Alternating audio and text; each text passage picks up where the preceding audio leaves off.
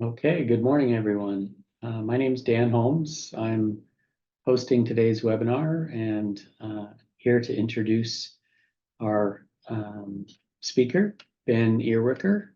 Ben's going to be speaking to us today about discrimination complaints in Idaho, as well as state and federal anti-discrimination laws. A little bit about Ben.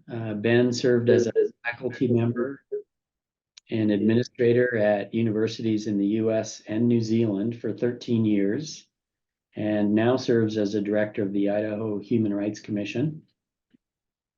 Prior to that, Ben worked as a social worker for the state of Idaho and the Idaho Migrant Council and ran a successful small business for 10 years. He has master's degrees and PhD from the University of Otago in New Zealand in Spanish and Latin American studies. And most recently, in December of last year, Ben received his JD from the University of Idaho College of Law. So he's now a licensed attorney in the state of Idaho. And he currently manages dual enrollment, modern language, and social science courses throughout Washington, Oregon, and Idaho, while working with the Human Rights Commission to enforce state and federal anti-discrimination laws and promote human and civil rights in Idaho. So we're very pleased to have Ben speaking to us today. And with that, I'll turn it over to you, Ben. Great, thanks, Dan. And welcome, everyone. It's good to have everyone here from around the state. We're going to use the Q&A today. So if you have questions or thoughts or, as we're going through this, I'd love to be able to address those as they come up rather than waiting until the end to address any questions. So if you have a thought or a question, pop it into the question and answer box. I'll be monitoring the chat as well. So if you put it in there, I can answer that. So looking forward to going through this today with you. I'm going to share my screen here. So the title of my talk today is Just Another Brick in the Wall. And I want you to think of our conversation today as another brick in the wall of your defense against lawsuits, liability, those types of things. Now, if you've experienced a charge that came through the Human Rights Commission, you'll be a little bit more aware of our process and procedure. And that can be a scary thing for businesses to grapple with, especially for the first time. It's very formal, can be a little frightening at first because of the legal proceeding. But part of our mission here at the Human Rights Commission is to prevent discrimination from happening and to educate both employees and employers on best practices, how to avoid ever getting into that situation in the first place.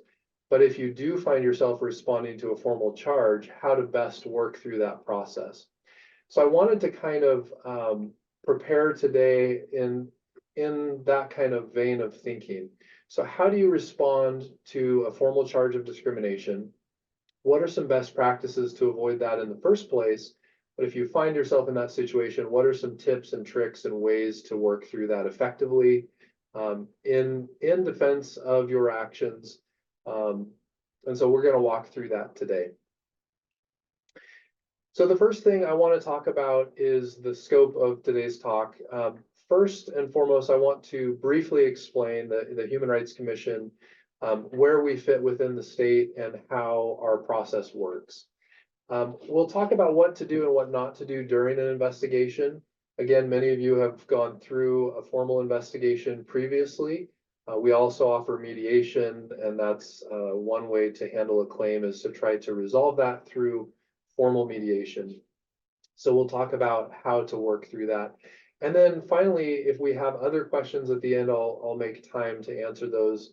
Like I said, if you have questions as we go, please include those here in the Q&A.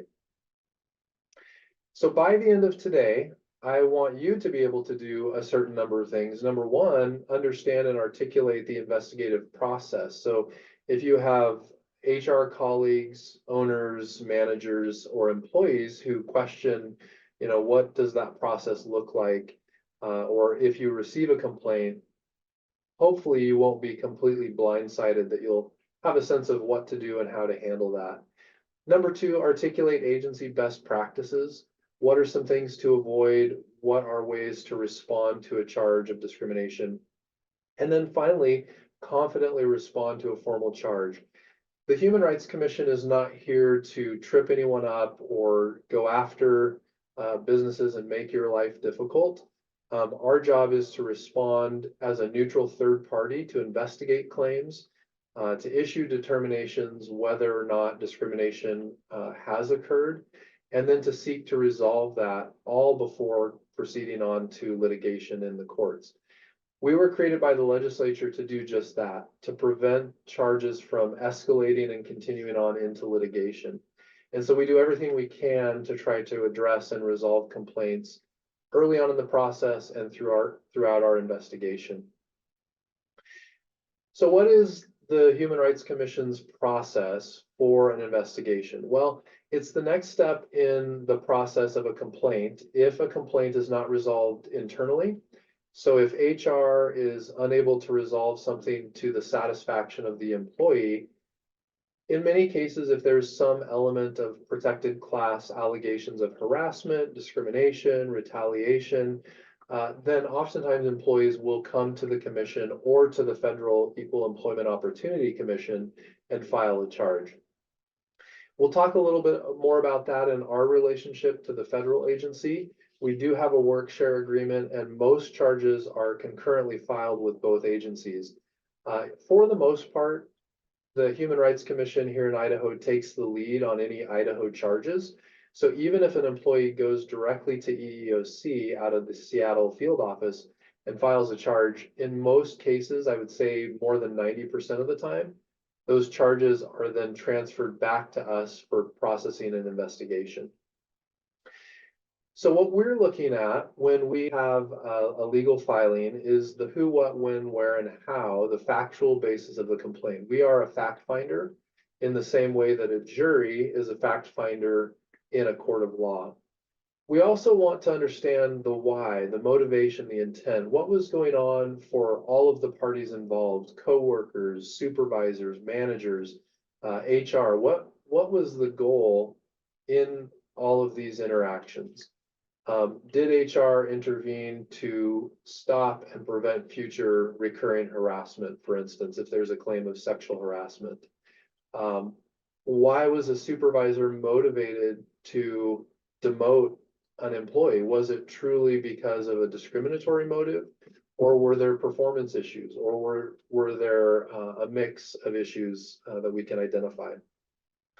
And then finally, we evaluate all of these facts and the growing body of evidence that we gather through the process of investigation to then run our legal analysis and examine that in light of the relevant laws.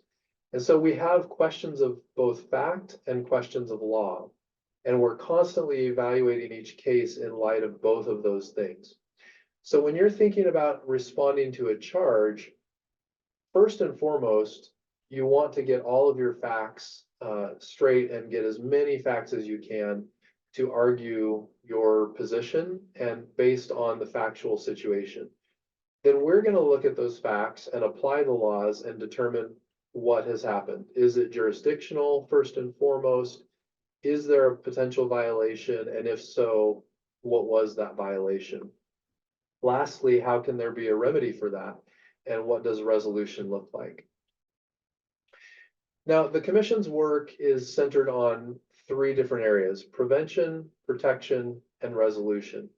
On the first prong, prevention, we provide free trainings for businesses, organizations, and state agencies, state and local agencies, local government throughout the state, free of charge, anywhere in the state, both in person and virtually or remote. All you have to do is reach out to me, reach out to my team, and request that. And then we have a whole list of trainings that we do, like today's training, but on things like harassment prevention, respectful workplace, disability accommodations, management, liability issues. So anything that we work with under anti-discrimination laws, both state and federal, we can provide trainings on for staff, managers, owners, and others. So reach out to me directly. You can reach me on our website at humanrights.idaho.gov. That's listed there on the website, on the page. You can send me an email directly, benjamin.earwicker@labor.idaho.gov, and we'll set that up relatively quickly. We frequently are around the state, North Idaho, the Twin Falls area, Eastern Idaho, so we can do in-person trainings as well. The second prong, protection, is probably the bulk of our work, the largest part of what we do, and that is the legal enforcement work. We enforce both the Idaho Human Rights Act and the Idaho Equal Pay Act.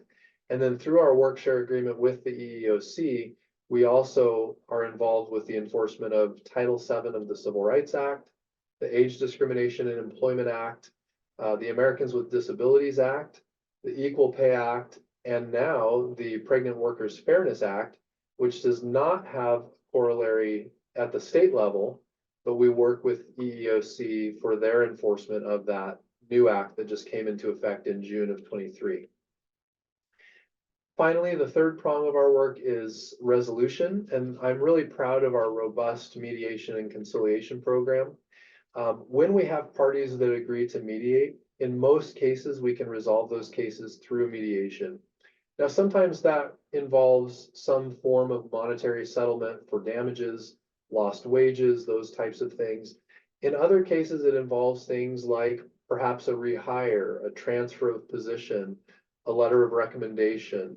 In some cases, we've seen apologies that have been issued from a manager regarding harassment that was unknown to the business prior to the complaint. Shelley, thanks for your question. So Shelley was asking, do we also give advice for companies that are fending off these types of suits? Very good question. We do not provide legal advice for some really important reasons. Number one, we are the adjudicator that's weighing in on these cases and evaluating and determining cases. So it would put us in a conflict of interest if we were advising companies on the one hand and then determining and investigating claims on the other. So we frequently refer to legal counsel, to the state bar, and recommend that you seek legal counsel for advice, policy development, those types of things. However, in our trainings, we often talk about best practices, things to avoid, what not to do, what you can perhaps include in your normal training schedule. Again, best practices and policies to follow based on our experience, observations, and enforcement of these laws. So we're really well positioned to identify and talk about what would constitute a violation, and then you can extrapolate from there, what would be a good policy around that. So we stop short of providing legal advice. It's a really good question, and we field that a lot. So thank you for that. Next, if you think about the Human Rights Commission, we're not a court of law, but we are an administrative remedy. We are an administrative law agency of the state created by the legislature. But here's the important thing to remember. Our process is required before any individual can sue a business on a discrimination claim in the state of Idaho. And that's really important because a lot of times individuals may threaten to sue when really they have to first exhaust our administrative remedy. And then at the end of our process, I issue a notice of right to sue that enables a complainant or a plaintiff to move forward into district court. The practical function of this means that we resolve a lot of claims before they go on to court. And in doing so, we save businesses and individuals a lot of money every year. It's hard to estimate what that would be, but I can tell you that just to defend a basic claim, you can easily, as a business, be looking at 20, 50, even as much as 100,000 or more for an adequate defense in court, depending on the nature of the allegations, the extent of the proceedings. So that's a very costly thing for businesses, but also for individuals. Our administrative remedy is free. Oftentimes businesses have legal representation, so there are costs associated with that, but it's much lower than a court proceeding. I mentioned before that we have concurrently filed, dual filed charges with EEOC. And so we collaborate and work closely with that agency. If someone were to file with both agencies, we connect those charges and coordinate so that one of our agencies takes the lead.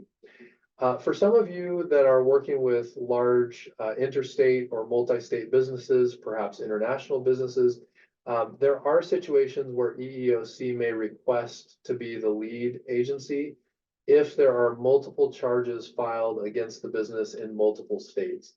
I think practically that makes a lot of sense for them to be the lead agency. Where we take the lead are all of the other charges. Again, 90% or more of any Idaho filings, we will be the lead agency.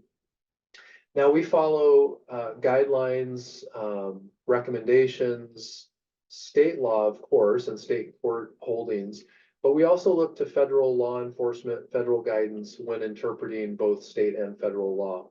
So if you've received a determination in the past from the commission, you'll note that we include language that incorporates both state and federal law and interpretation of law. And that's because these charges and investigations are concurrently filed. Another question in the chat here in the question and answer, will we be able to print out this presentation after it's done? Yes, we'll make this available to everyone, including my slides, so you don't have to write things down frantically as we go through this. And I have some tips as we go through here on how to respond to a charge of discrimination, do's and don'ts, language that you can use, and ways to prepare a response. So I hope that will be very useful, and you can refer back to these slides for those tips. A couple of other administrative things here. Timelines. A charge must be filed within 300 days from the last date of harm in order for it to be timely before the EEOC under federal law. Under state law, individuals have 365 days to file a claim. So this explains why sometime we might have a state-only claim versus a state and federal. Also, there are thresholds under federal law. There must be 15 or more employees for a certain period of time. Under state law, that number is 5. Now, on rare occasion, we will have employees who are the only employee in Idaho, but who work for a large multi-state firm that has 100, 200, 500 employees. But if they're the only employee in Idaho, there would only be federal jurisdiction and not state. Now that's kind of the exception to the rule. Another question, besides being able to present a claim for discrimination within the Human Rights Commission, can an employee hire an individual employment or labor law attorney to sue private employers? And the answer to that is yes. An employee can engage an attorney at any point in the process, including during our investigation. Sometimes employees will come to us with representation. Sometimes an attorney may prepare a charge of discrimination and submit that on behalf of their client. But even when they do that, they still have to follow the law and exhaust our remedy first before proceeding on to court. In some cases, we'll have employees that say, I just want my right to sue. I want to go directly into court. And in many cases, I will deny those requests because our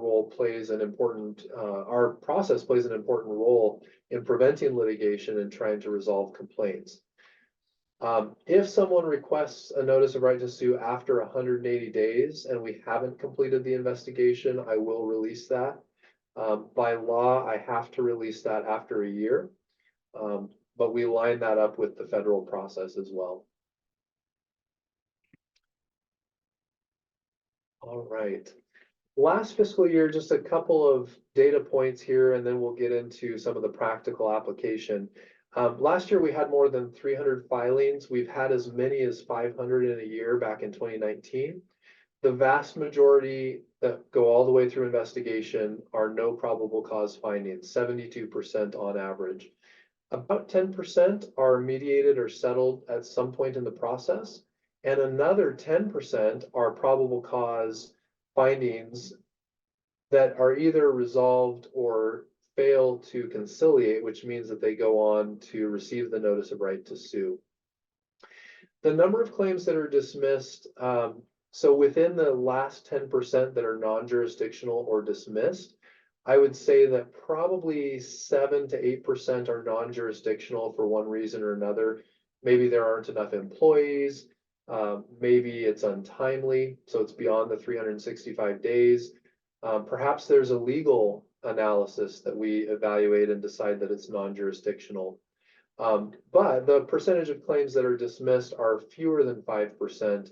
And these would be claims that are dismissed administratively for any number of reasons. One might be that there's a concurrent lawsuit filed for unrelated non-discrimination complaints, things like workers' comp claims, whistleblower claims that are not jurisdictional to us, and a plaintiff may request to join all of their complaints in a single suit.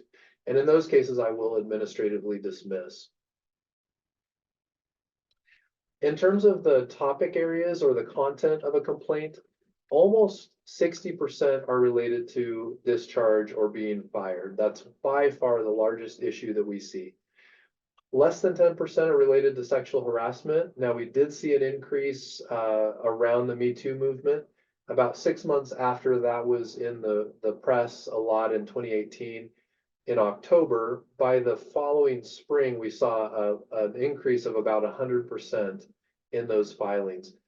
After that, we saw a resurgence or an increase of counterclaims by individuals who had been accused of sexual harassment, claiming that they had been targeted on the basis of their sex and harassed as a result of claims against them.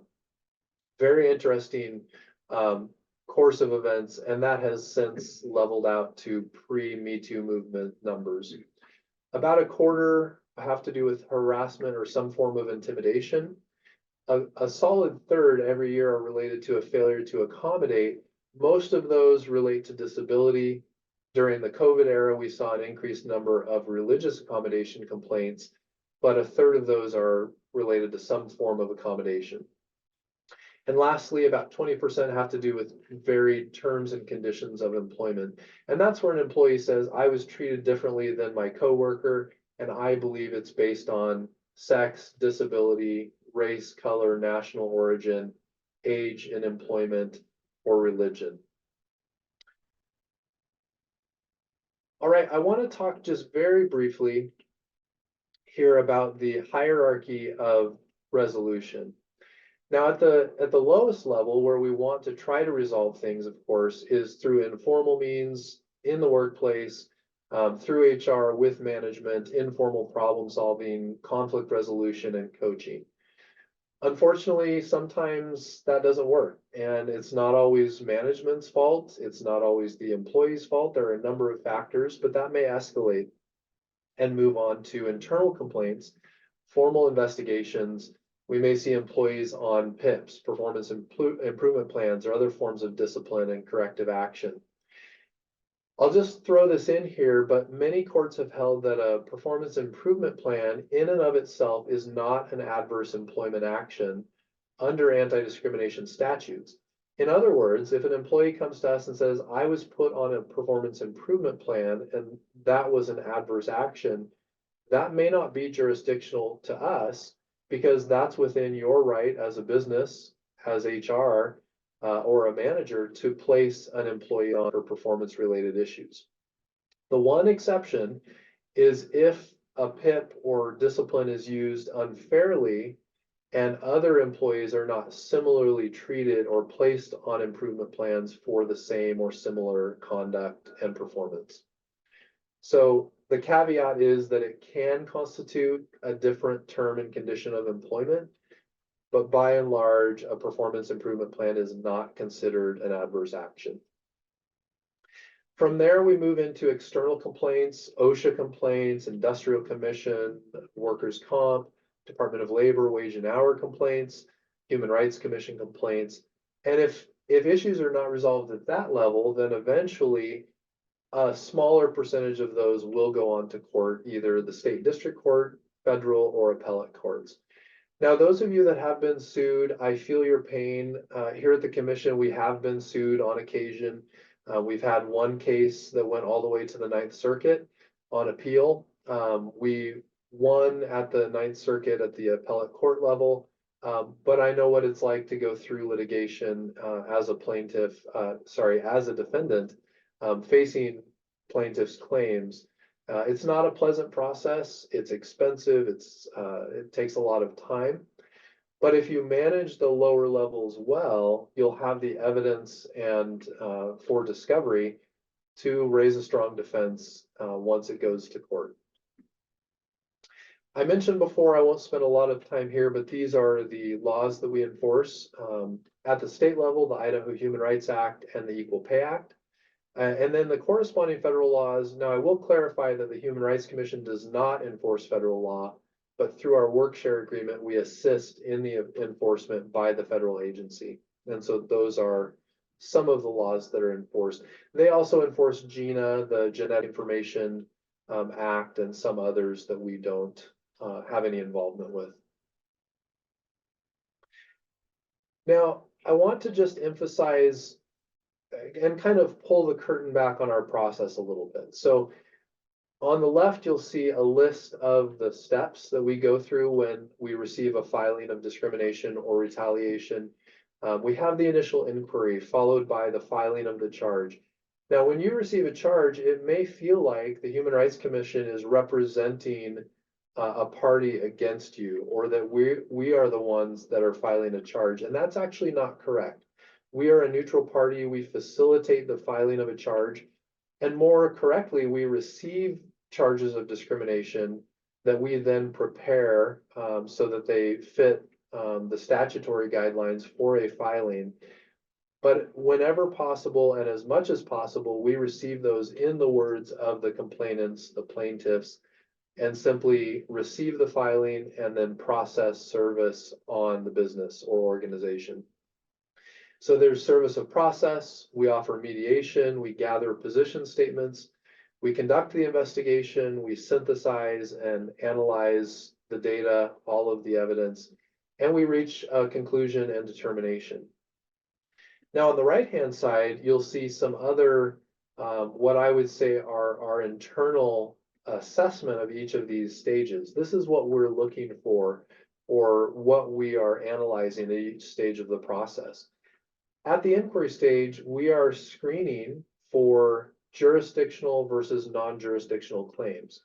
We often get many complaints that have nothing to do with our jurisdiction, with discrimination or retaliation on the basis of protected categories. And we often refer back to you as a business to encourage employees to try to work with HR, work with their managers and supervisors to resolve the issues. We may refer to wage and hour here at the Department of Labor.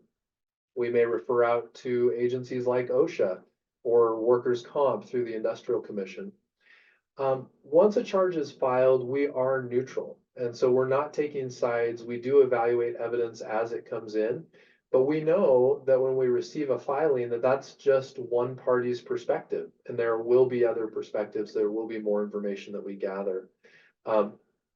So that goes both ways. When we receive evidence and position statements, we always weigh that in light of the full picture and all of the evidence that we are gathering, and we maintain that neutrality throughout.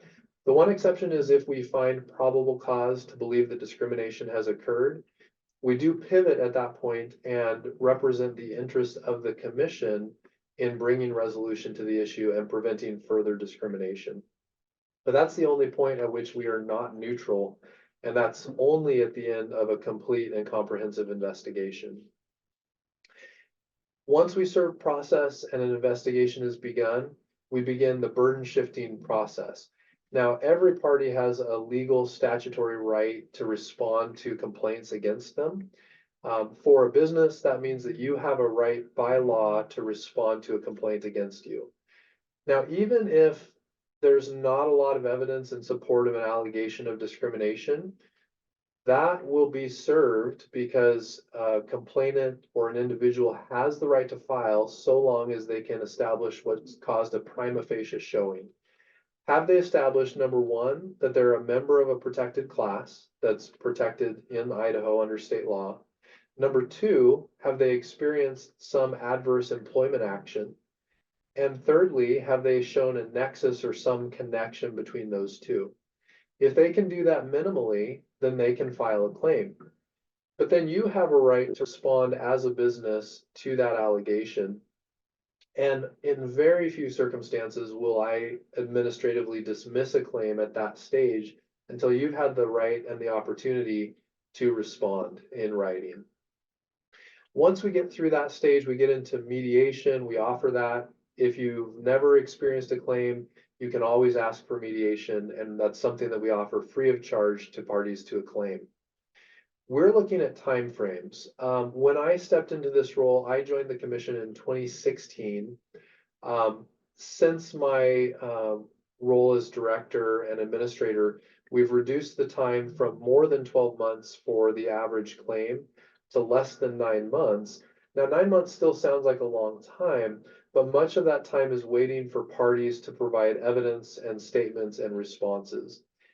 Every time that a party is given the opportunity to respond, we automatically grant 30 days for that response. Many times the parties will ask for an extension, and so we may see a 2-week or a 4-week extension. And so pretty quickly we go from the initial 30-day response to perhaps 60 days. Then the other party has another 30 days to respond, and pretty soon we're 4 months into the process, and the commission has not actively engaged in any formal investigation or interviewing, anything like that. So we're always keeping an eye on the timeframes, trying to move things forward, but realizing that the parties have the amount of time that they need to respond. I mentioned earlier that we evaluate questions of fact and questions of law. This is really important for individuals filing claims because oftentimes we'll conduct an investigation and we may analyze a case as a question of law and determine that even if all the facts are true, even if all the allegations made by the employee are true, there's no possible violation of law. And we'll rule and we'll make our determination, and that employee will come back and say, well, you didn't investigate, you didn't interview my 5 witnesses, you didn't talk to me about my allegations. And our response in those situations is, well, if we've analyzed your case as a question of law and everything you've alleged is true, but there's still no possible violation, then we don't do any additional fact finding. We don't have to engage and interview witnesses. We may not do any additional fact finding because this case is a question of law. And if you've been through a court proceeding, this is similar to a summary judgment motion, where the court weighs a motion to dismiss as a question of law. If all of these facts are true, essentially, and there is no possible violation, the case is dismissed. In other cases, we may have disputed facts and we do a more intensive fact-finding process where we may interview 1 or more witnesses. We may ask for additional information and evidence from the parties. Finally, we go through a very lengthy process of review, analysis, synthesis, and determination. My staff, we have 7 investigative staff and 2 support staff. We produce more than 25 or 30 findings per month. These are very extensive findings that we make. Once staff can conduct their investigation, they present me with a final summary and determination. I conduct my review. I then submit that to our legal team, our deputy attorney generals, who then review every case. That then comes back to me and staff for another review. We then provide that to our 9 commissioners who are appointed by the governor. They review the case and make the final determination in closed executive session every month. And so you can see we have a very lengthy review process, and a lot of eyes are reviewing the case for questions of fact and questions of law. Finally, once we issue a determination, there is no right to appeal at the administrative level. The right to appeal exists within that notice of right to sue, and the individual can then proceed to court. If they disagree with our findings, if it's a finding of no probable cause, they can then sue at that point. All right, that's enough background data and what we do. What I want to talk about now and kind of pivot to is what you can do or not do to successfully respond to a charge of discrimination. I hope you find this useful and practical and something that you can take away from today and refer back to if and when you ever have to respond to a charge. The whole point of the process is to make arguments and support them with evidence. Now, I would encourage you, again, going back to that earlier question, to consult legal counsel at any and all stages in the process. It's never a bad idea, even just a quick consult. If you're served with a filing and a charge of discrimination, it's never a bad idea just to weigh in. If you have someone on retainer, great. If not, you can set up a very inexpensive one-time consultation for about $35 with the state bar. You can talk to plaintiff or defendant attorneys through the state bar that specialize in employment law. Some of you that have larger businesses work with internal counsel. Smaller, mid-sized businesses may not have that, but it's always a good idea. Now, that doesn't mean that you can't respond to a charge on your own. Those of you that have HR training and background, legal background, of course, you can respond to a charge, but bounce that off of counsel or others with experience and expertise in this area. Ask questions. You can reach out to me and my staff at any time. We're more than happy to provide insight and respond to any questions. We want to take the mystery out of the process. Again, we're not here to try to trip anyone up. We're not out to get someone, anyone. We're neutral. We're trying to facilitate this process and bring complaints to resolution. And that means that we're transparent. We're open about our process, what we're looking for, what we're evaluating, the legal frameworks, the elements that we're evaluating. We're very open about all of that and happy to take your questions. Jason, to your question on the $35 option, if you go to the Idaho State Bar website, you can find all of their contact information or just Google Idaho State Bar Lawyer Referral Service. For $35, they will refer you to any of their bar certified and bar practicing members. You can ask specifically for employment law. There is an employment law section, and both plaintiff and defense attorneys, very, very good attorneys here in the state. It's a very small bar. All of the employment law attorneys in the state know and work with one another frequently. That's a very general sweeping statement, but I can say from experience that that's very much the case. So reach out to the state bar. It's a very inexpensive option. From there, from the consultation, you may decide to work with an attorney on retainer over time. It's a great option for even small businesses. Okay, like I said, we're not trying to hide the ball, and one of the most important things that we do is evaluate credibility. We're looking for evidence that gets the closest in time to the events complained of and the responses that you are arguing you've done. So it's always a little suspicious if an event occurred 9 months ago and a business comes back and says, yeah, we handled that and we had this process in place and we interviewed people and we disciplined the relevant people and we followed up. We did all of these things, but there's zero documentation. And then fast forward to an investigation and the complainant, the employee in this case, says they didn't do anything. There's no evidence that they did anything, and I never heard anything about any process. We're going to be asking both parties, well, what evidence do you have in support of your claims?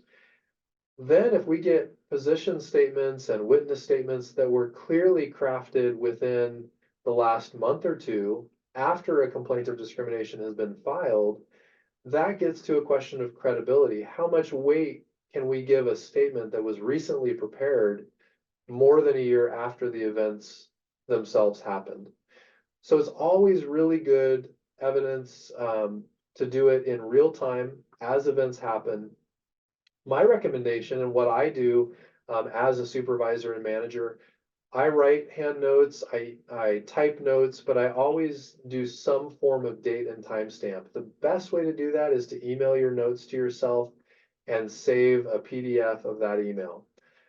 You can't, well, you can tamper with things if people are very nefarious, you can go in and edit digitally, but if you have handwritten notes or typed notes that are then emailed on a certain day, you can go back and point to that and say, look, I took care of this, I documented it, and we have a date and time stamp.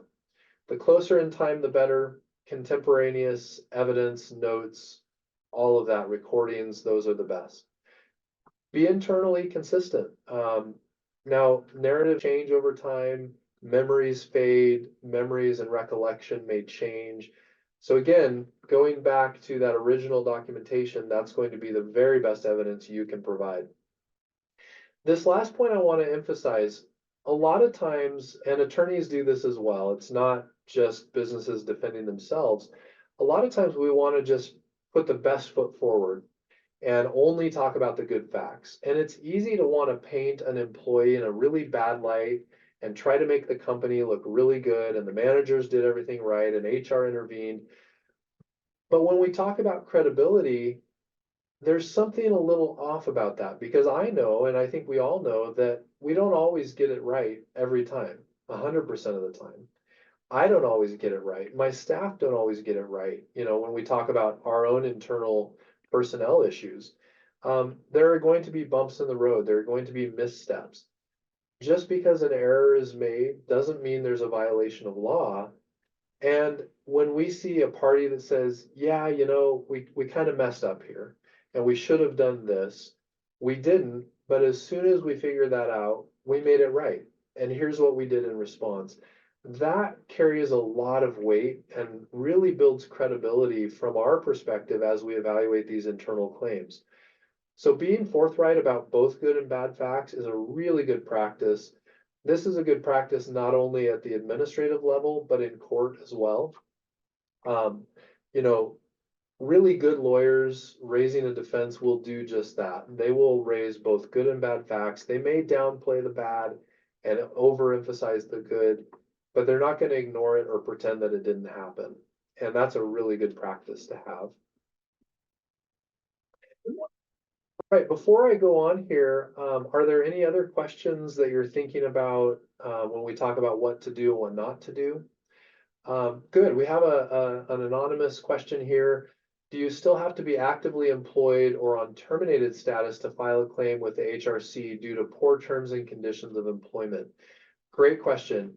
We can receive a claim at any time from any employee as long as it's timely.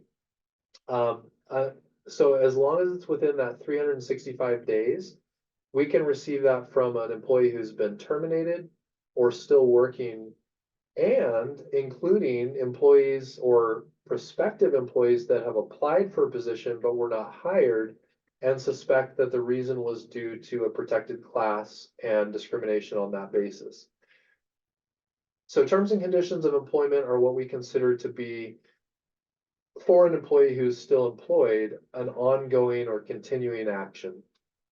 So in many cases, we have employees that perhaps believe they've been harassed or discriminated against, but still work for that employer. They can still file at that point. Now, this is critical for businesses, for you that work in HR, managers, supervisors. Retaliation is also illegal. Now, retaliation in the broadest sense is if A, then B. Something happens, then something follows as a result. I didn't meet my performance objectives, and then my supervisor cracked down and put me on a PIP, and that's retaliation. Well, in the broadest sense, I suppose we could construe that as retaliation. B follows A, it's a result, it comes from the first one, that's true. Illegal retaliation under these statutes requires first engagement in protected activity, which is a good faith complaint of some form of discrimination related to these statutes, or participation in a proceeding investigating alleged discrimination. And that's it. So complaining that my coworker is bothering me for some non-protected reason, that's not protected activity and the retaliation provision doesn't come into play. But as soon as an employee files a complaint with HR, mentions a complaint to a supervisor, or files a complaint with the Human Rights Commission, that does constitute protected activity. And you want to be very careful not to then treat that employee differently because of that complaint. Now, speaking as a manager and as an employee, I can say that's really hard to do. It's really hard as a business or a business owner or an HR director or employee to receive a complaint and not take it personally, and to then continue to treat the employee fairly and the same, and to look past this complaint. It's really hard to do. But do everything in your power to continue to treat that employee with fairness and not retaliate against them. All right. The next thing here is to follow your standard procedures. Document, document, document. I know you've heard it before, but continue to do that.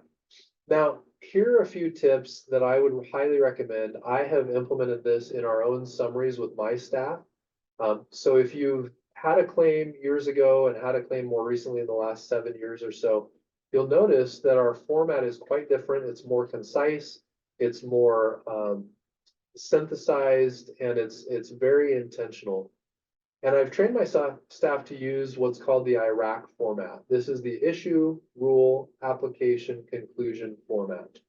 So when preparing a response, you can prepare it however you want. We're not going to deny a response or set back because it's not in a particular format. But this is a very effective way to draft a response and prepare your response. So what is the issue? The issue here is whether we responded promptly to stop harassment and prevent it from reoccurring. Now, those of you with some experience with this area of law in HR will recognize that that's the legal test for harassment, and specifically the liability for you as an employer. Did you act promptly to stop harassment and prevent it from reoccurring? So you can formulate that as a question. Did we act promptly to stop harassment and prevent it from reoccurring? Now, secondly, what's the rule? Well, the rule is the law. So we go back to statute and we write down and copy from state and federal law. What is the law? And this tells me that you know the law, that you're abiding by the law, or at least attempting to do so, because you're aware of what the law says. Next, we move into the application where you tell us the factual background. Here's what happened. We know that this is what the law says. Here's what we did, and here's how this fits within the law. We know we have to act promptly to stop harassment. And as soon as our supervisor received a report of sexual harassment, we conducted an investigation. We placed an individual on administrative leave. And here are the steps that we walked through to do what the rule says we need to do. Finally, what is the conclusion? What was the result? What happened? Did you close the loop, the feedback loop with the employee who made the complaint? Now, I know that that's delicate because we still have to protect confidentiality for all parties, but it's always a good idea to come back and say to that employee who made the complaint, I can't talk specifics, and I'm not going to get into any personnel matters with other employees, but I can tell you that we've addressed this. The harassment should have stopped and should not happen again. And if it does, we want you to come and tell us so that we can continue to address this. So what did you do to close that loop? What did you do to respond to the complaint and handle that? So make clear, concise statements. Just lay it out there. What did you do? How did it go? What was the result? Now, you want to frame that in light of the legal framework. So if you're not sure what the law is, you can always reach out to us. We're happy to direct you to the relevant statutes. You can look up on the legislature's site, Idaho Human Rights Act. It's Idaho Code 6759 and all of the sub-chapters. That is the Act on Human Rights, and it includes the Idaho Human Rights Act, the work that we do, and all of the provisions you need. We can direct you toward the federal statutes as well. So if you're unsure on that, just reach out. Again, talk to counsel and prepare your response based on those laws. So here's an example. Business responded to employees' complaint with a swift investigation and disciplined those involved in the alleged harassment. Now, the more detail, the better, but remember that our proceeding is open not to the public, but to the parties involved. So you may choose to redact information. That's perfectly fine.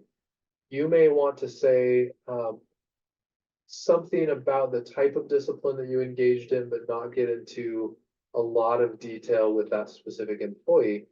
Because just know that the case file is open to both you and the opposing party, but we are exempt from public disclosure. So if we get a public records request, I deny those based on statute because our cases and proceedings are exempt from disclosure.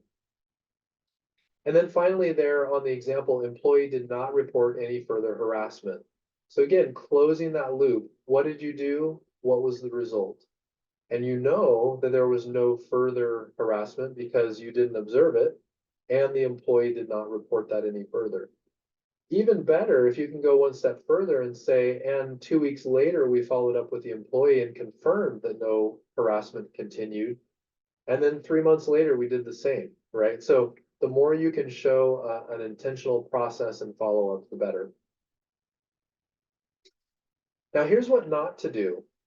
Don't make legal conclusions. And this is a common error that even trained attorneys do in court all the time. Don't make conclusory statements. You can make concluding statements about your actions, but don't interpret the law based on your perspective. That's our role. That's our job, is to interpret the law and to evaluate the facts in light of the law. So if you start saying things like business did not violate the ADA, business did not, clearly did not violate the employee's rights or violate the Human Rights Act when we provided the employee with a reasonable accommodation. That's a conclusion of law or a conclusory statement. Best to avoid those. I mean, it doesn't really impact our assessment of the facts, but it's just not necessary because that's our role to make those final determinations. Okay, another question in the Q&A. If my company has department directors and pays them $130,000 a year, but the head of their human resources department, HR manager, is Hispanic, 41 years old, a veteran, and makes less than $100,000, would the HRC consider this as a wage disparity and or process or accept the claim? Really great question, and I'm going to break the answer into a couple of different parts because you're getting at a couple of really important different elements. The first is what I mentioned earlier, the prima facie showing. And so that's an old archaic legal term, the prima facie showing at first look. So that means that the individual has to establish on the face of it, the protected category, an alleged harm, and in this case, it's a different term and condition of employment, and a link between the two. Now, we're not saying that this is the real reason or that it's factually accurate, just that the individual is able to articulate those three things. So the individual comes to us and says, I'm being paid $30,000 less than my colleagues in similar managerial roles. I'm Hispanic, and I believe that it's because of the fact that I'm Latino. And so that meets those criteria, right? There's a protected class, a different term and condition, or the adverse action, and an alleged link. Now, to your other question, would the HRC consider this as a wage disparity? On the face of it, yes, there is a wage disparity, but the next question is why? Is it truly because of discriminatory animus and illegal reasons, or are there other reasons for that? For instance, are the other individuals mentioned that are making $130,000 a year truly comparators to the HR head of human resources? Are they comparators, or are there reasons that are legitimate legal reasons for the disparity? Maybe it's a larger company and all department heads are at that 130,000 level, and all of the HR directors and other similar roles are at a different level, and other executives are at the $250,000 level. If there's a legitimate business reason that's non-discriminatory, that's evidence that the business can provide in defense of its claims. A lot of factors go into that: education, skills, experience. There are myriad legitimate, non-illegal or legal business reasons for wage disparities. It's a little more stringent within the state classified system.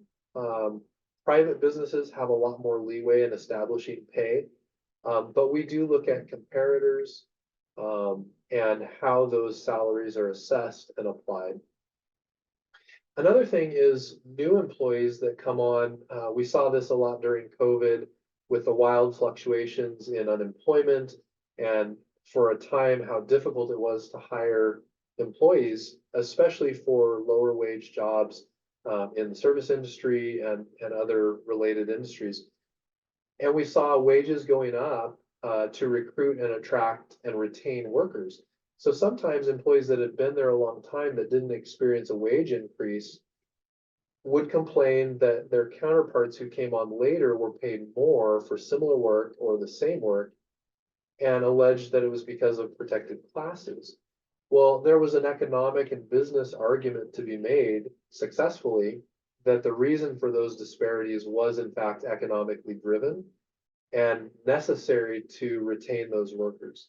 Now, some businesses went back to their existing employees and said, hey, we're going to bring you up to parity because we don't want to lose you, right? And so there's value here in retaining you, so we're going to bump your salary up as well.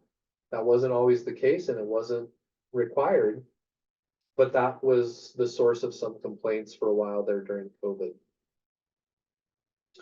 All right, I think I answered the two main questions that I see there, but let me know if you have any follow-up questions there.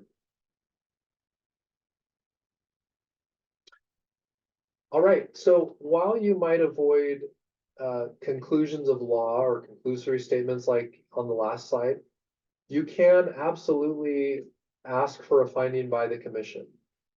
Oftentimes the attorney prepared responses that we receive do this up front. My client respectfully asked that the commission find no probable cause because A, B, or C. Because we acted promptly, or my client acted promptly to address the alleged harassment, and it did not reoccur. And so there's a good example there on the screen that you can see. Based on these facts, we ask that the commission finds no probable cause when it promptly acted to prevent further sexual harassment by a coworker. Now, oftentimes you may see multiple allegations, multiple charges. Very rarely do we see a single allegation. Oftentimes you might see that there was low-level harassment that escalated into more egregious forms of severe harassment, then a report that was ignored, and then perhaps followed by constructive discharge. So the employee felt that they had no other reasonable option but to resign because of the intolerable discriminatory working conditions. So that's probably a more typical allegation where you would see a series of events, but you can make a request on each of those. And so there are many ways that you can request that the commission make a finding. Yeah, another good question here. Can you give your thoughts on employees being harassed by customers? And is there a place for best practices on that? Absolutely. So this is one of the topics that we frequently visit and revisit in training. So if you're wanting us to come out and do some trainings on harassment, we often incorporate a third-party harassment segment. Ultimately, I would say the long and the short of it, the simple, quick answer is the business has a responsibility to protect employees against harassment, no matter who is engaged in the harassing conduct. Now, that can be third-party customers, it can be vendors, it can be other businesses with whom the business has a contractual relationship. One of the classic cases that we see is a vendor or a contractor coming in and inviting out an employee on a date, or asking them to socialize after hours. Maybe it's not the most common form of engagement that turns into a harassing complaint or a complaint of harassment, but it's one that we see often enough. So there, one question is whether it was unwanted. So was this unwanted conduct? And then number two, was it severe or pervasive? From a management perspective, was it known or should it have been known? So if this is somebody who works the front desk and engages with vendors on a regular basis, was management aware? Or should they have seen that because management offices are right next door to the front desk? And then finally, what was done in response? So if the employee makes a complaint, how was that handled? And there are a number of ways that you can deal with that with vendors or contractors, talking to the business, talking to a supervisor. At the end of the day, you may not have control over that other third party, but you do likely have control over contracts, relationships, business relationships, and have some say in how those relationships are maintained. So that's the long and the short. There is a responsibility. How that's handled will probably be different than an internal complaint. Another question, are there any repercussions for the individual bringing up a complaint that has no basis in fact? Frivolous claims. Is there any action the employer can take to defend these types of claims? I would say, yes, there are repercussions. We have seen where an employee might make a series of frivolous claims. That can certainly be addressed internally. If it's clear, let's say there's a complaint that's made, you investigate and you find that it's not made in good faith, and perhaps that complaint itself is a form of harassment of other employees, that should be and could be addressed through internal mechanisms for discipline. And I wouldn't hesitate to do that if you have, again, documented evidence and you believe that this was not made in good faith. From the commission standpoint, we see it all. So every possible scenario, we've probably seen something like that. And so we take everything with a grain of salt. Every position statement that we review, we're constantly evaluating that from multiple angles and looking at what's the other side of the story, what's the other perspective, where's the documented evidence. And so I will say that it's not infrequent that we evaluate claims and determine that there is no merit to that claim, there is no evidence in support. I say that now, that's not to say that complaints or allegations that have no physical documented evidence are always false. The classic case is sexual harassment, quid pro quo. There's no recording, there's no written evidence. All we have is the allegation. We look at other circumstantial evidence, and so there may still be other forms of evidence.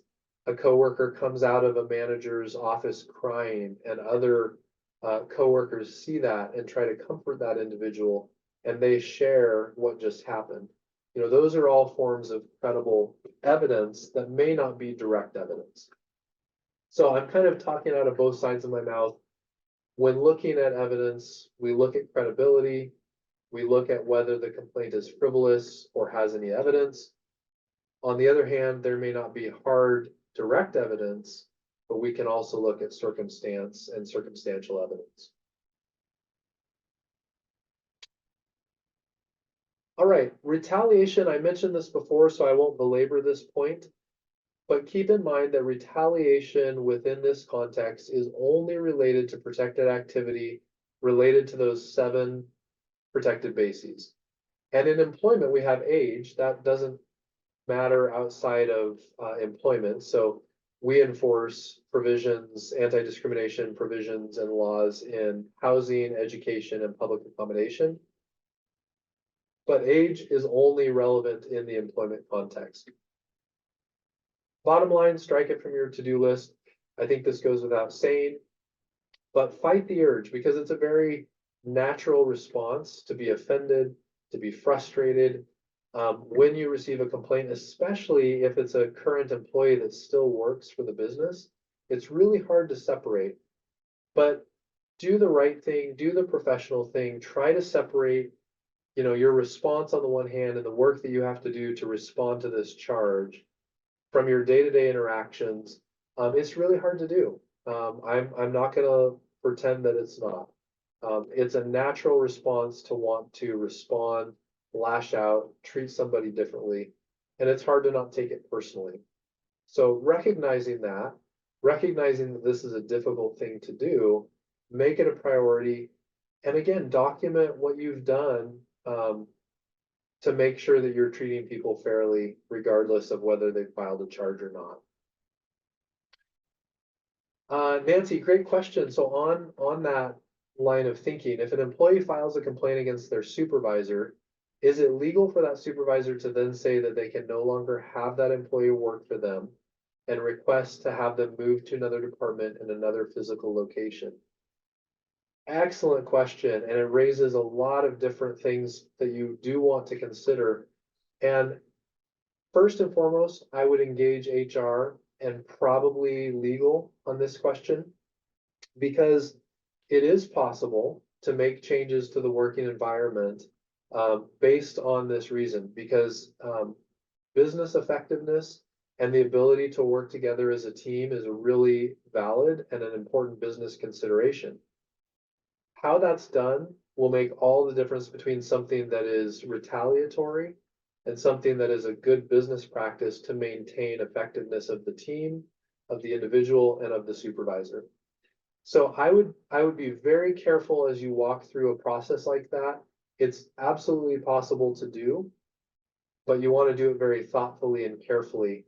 And what you want to look out for is to not do anything that would penalize or disadvantage the employee.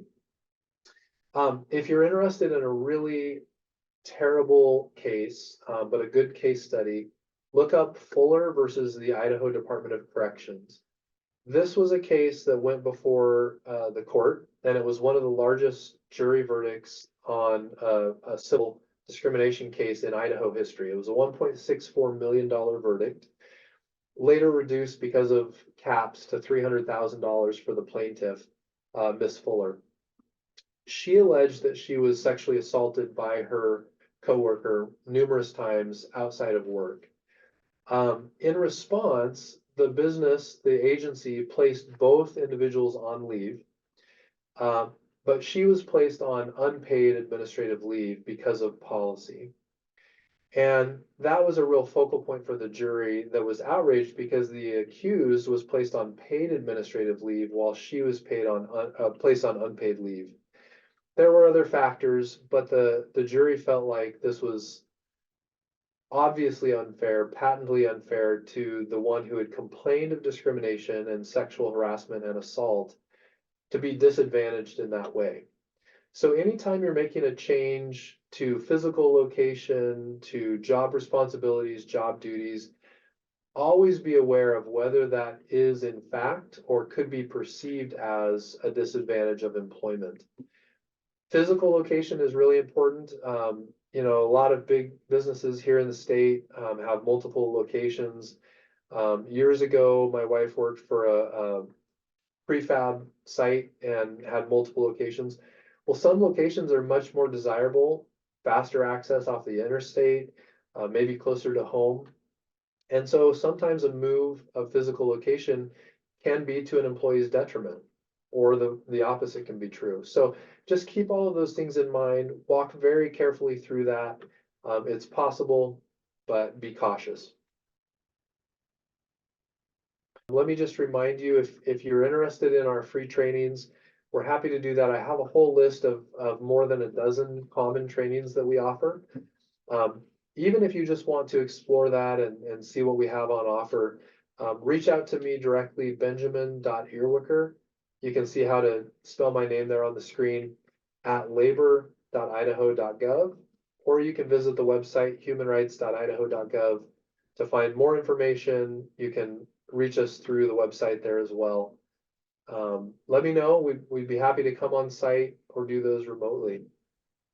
Thank you all for being here today. I'll turn it back to Dan with that, and I hope you take something away from today. Thanks very much, Ben, and thanks to everyone for joining us. Just a couple of reminders, as Ben mentioned, we will be sending this slide deck out as well as a recorded training.